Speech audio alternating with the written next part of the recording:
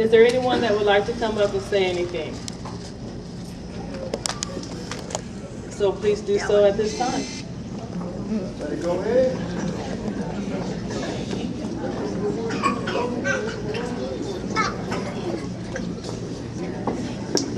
I would like to say to Edith, you are the best woman in the whole wide world. I love you so much. You put so much to my life, and I'm just blessed to know you. And I wish you the best on your birthday. I love you, Edith.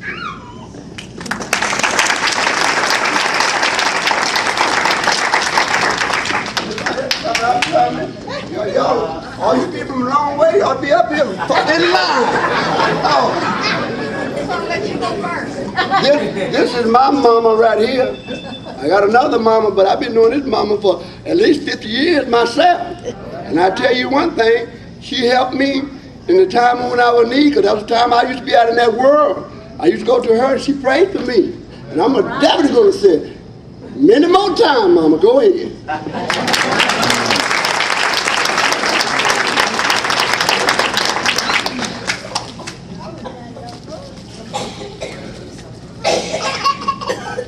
Hi, you guys. I'm Andy. I'm one of her grandchildren, and I want to give you a little bit of a different history, and that is of being at Grandma's house, or Goggy as some call her, or Sweet Grandma, which is what my kids called her, and watching Grandma cook, which seemed like it didn't take any effort at all. Now that I'm 46, I know it takes a heck of a lot of effort. And allowing me to sit in the corner at a time when children were seen but not heard. As long as I didn't say anything, I could stay. Do you guys remember that? And so I'd sit there, listen to them talk about people, and I loved that. And then also, I never saw Grandma do any gardening work, but if you guys remember that house on Lincoln Street, beautiful backyard. I didn't even know like how that happened. I just knew that she had all those beautiful flowers back there. And us playing hide and seek and playing in the basement, and the cool sheets that we used to sleep on at her house. I don't know how she got them like that. Of course, they were never like that anywhere else. And toast in the oven with butter on it. Oh, good toast. Man, that's Stuff right there. that toast, man. How does she do that? And the breakfast that we had before Christmas with the grapefruit and oranges and bananas. Man, I've made that since, and it's never tasted like that either.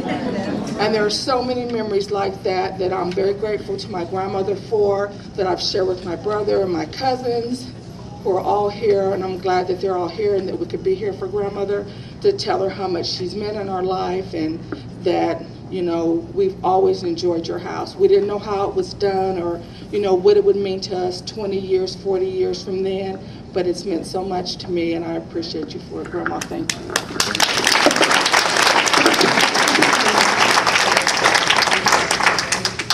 Hello, I'm Scott Monroe. I'm Raymond's son. And I guess everybody had a nickname for Grandma, but I called her Grandma Pie. Because she was so sweet and she never made cake. And Andy, I'm glad you mentioned that yard, because I'll tell you what, I didn't plant those flowers, but I sure did help tend them. She made sure. Between the flowers in the summer and the shoveling in the winter, I had a wonderful opportunity to enjoy the company of my grandmother. And I'll tell you, she's very encouraging, loving, always just a wonderful, encouraging words to have and share. And Grandma, I love you, I cherish you, and I wish I should have done much more for you, even just spending time. I'm so happy to have everybody come out and enjoy this special occasion. It's just wonderful to see all the happy faces. I mean, I've seen family that I haven't seen in over 20 years. I'm starting to sound like one of them old heads. You know, I'm going to be 43 years old this year, and you know, it's just a wonderful opportunity to say, I love you.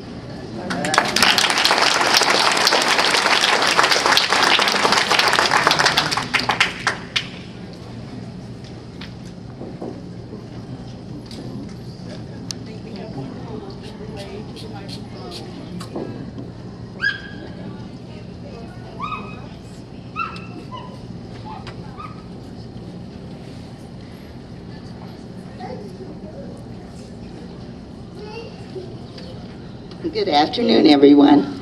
Can you hear me? Fine. First of all, I want to bring you greetings from those of us who are from Omaha and Denver, part of the family of Edith Webb. I happen to be one of her first cousins, along with my two sisters, Ruth Thomas and Betty Gaines, who are here with us, and also niece Judy and Larry Alexander, niece and nephew Judy and Larry Alexander from Denver, and nephew Jimmy Thomas, all from Omaha. We're all here to greet you and to wish you well on this momentous occasion. I've prepared just a little bit of message especially for you. And this is the way it's going to go. Dear Cousin Edith, it is an honor and a blessing to celebrate your 100th birthday as our only surviving first cousin on our mother's side of our Hillman heritage. I'm grateful and I'm thankful for the proud heritage that we share as descendants of our ex-slave grandparents, including our grandmother, Melissa, whom I remember. We knew her as a lady with pride and dignity who worked hard as a widow to raise her family. Her strength came from her deep and abiding faith in God. You have reflected that faith in helping your children and your relatives, such as been mentioned here earlier this evening. This is a note of thanks for the special memories I cherish looking back through the years. The year was 1978, and you, your sister Marjorie, and I were at LaGuardia Airport in New York, leaving after the funeral of your sister, our dearly beloved Lola. We decided to plan a happy occasion, like a reunion, to bring our family together. Our dreams came true after much long-distance planning. You hosted the first family reunion right here in Des Moines, along with your family and the rest of us. And oh, was it a great occasion. And the only one that my parents, your Aunt Odessa and Uncle Arthur, who were the oldest living members of our family at that time, were able to attend. I am especially grateful for the many years that you welcomed Floyd and I into your home for our overnight visits on our way to Omaha from Ohio, where I lived for many years. And through the years, the family reunions, at the family reunions especially, we looked forward to your words of welcome. You were our queen, especially at the banquets on Saturday nights for our reunions. In these later years, we have enjoyed visits with you in the comfort of your very attractive apartment right here in Des Moines. You have worked hard in helping your family, which is part of our family, your church, and your community.